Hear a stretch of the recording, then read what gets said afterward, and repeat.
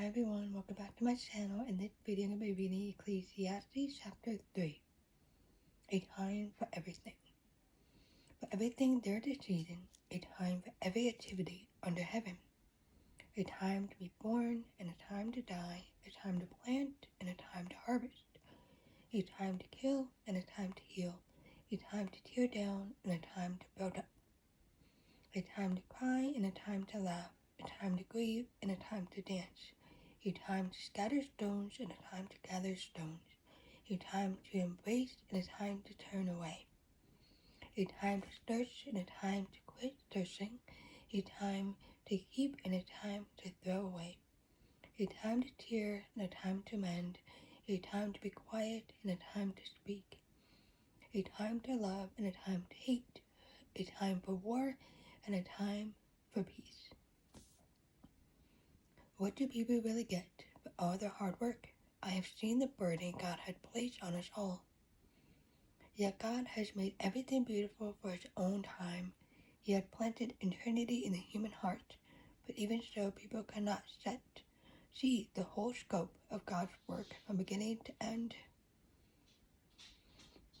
And there's a little side note. He had planted eternity in the human heart.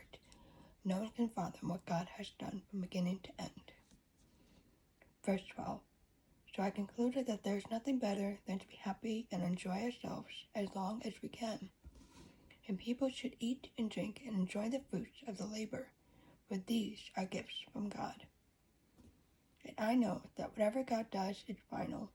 Nothing can be added to it or taken from it. God's purpose is that people should fear Him. What is happening now has happened before, and what will happen in the future has happened before, because God makes the same things happen over and over again. The injustices of life. I also noticed that under the sun there is evil in the courtroom. Yes, even the courts of law are corrupt. I said to myself, in due season God will judge everyone, both good and bad, for all their deeds.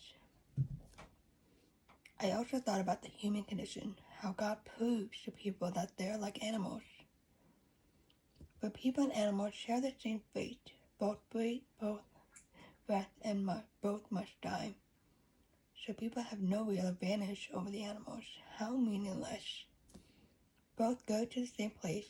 They came from dust, and they return to dust. But who can prove that the human spirit goes up and the spirit of animals goes down into the earth? So I saw that there is nothing better for people than to be happy in their work. That is our lot in life, and no one can bring us back to see what happens after we die. And there's a little side note from Enduring Word. It's from the verse 2 Timothy 1:10.